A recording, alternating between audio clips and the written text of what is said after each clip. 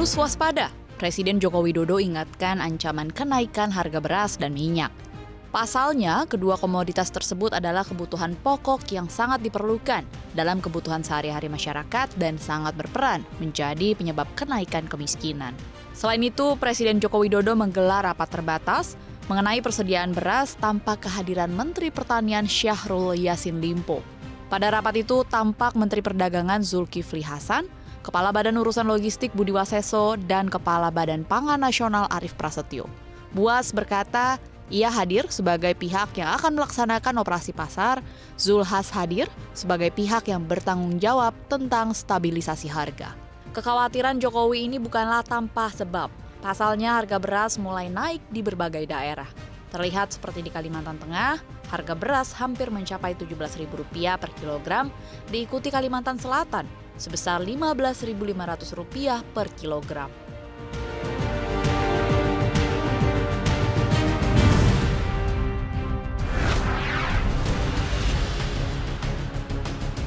Mulai 1 Februari, pemerintah menerapkan program B35 pada minyak diesel dalam negeri.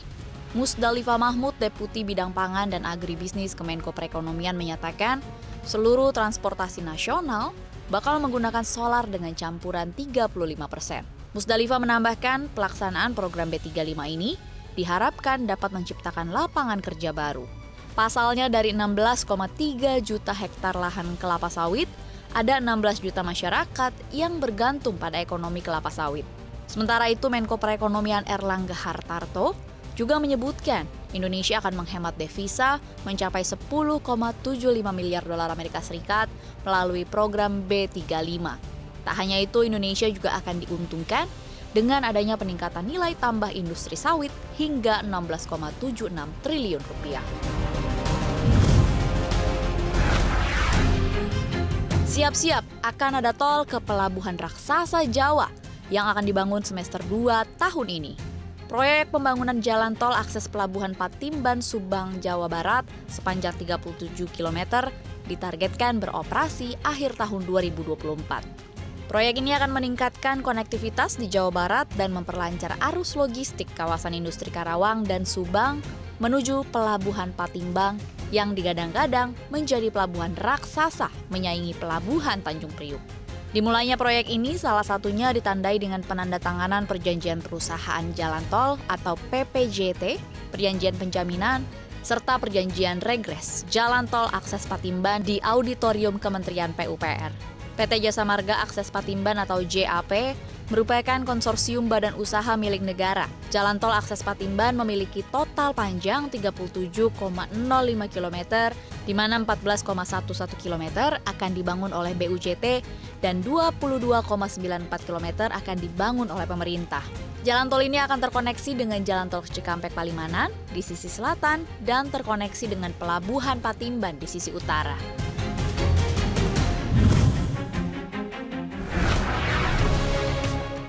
Badai PHK masih menghantui. Perusahaan asal Belanda Philips bakal melakukan pemutusan hubungan kerja atau PHK terhadap 6.000 karyawannya di seluruh dunia usai merugi 1.605 miliar euro atau setara 26,1 triliun rupiah pada tahun lalu. Separuh dari PHK akan dilakukan Philips tahun ini, sedangkan sisanya akan baru terrealisasi pada tahun 2025. CEO Philips Roy Jacobs menyebut ada 10.000 karyawan yang di-PHK dalam beberapa bulan terakhir, alias perusahaan sudah memangkas 13% dari keseluruhan karyawannya di dunia. Saham Philips tercatat naik 5,5% selepas pengumuman. Namun hal itu dibantu dengan data bahwa pendapatan kuartal keempat perusahaan jauh lebih baik dari yang diharapkan. Sementara dari 5 hari terakhir, saham Philips menguat lebih dari 7%. Meski begitu, di kuartal keempat 2022, Philips tercatat kehilangan 105 juta euro. Dengan begitu, secara keseluruhan, perusahaan mencatat rugi 1.605 miliar euro atau 26,1 triliun rupiah sepanjang tahun lalu.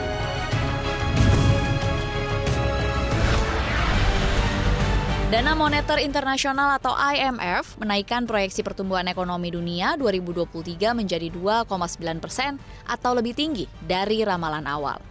Proyeksi tersebut lebih tinggi dari outlook terakhir IMF pada Oktober 2022 yang memperkirakan ekonomi global tumbuh hanya 2,7%.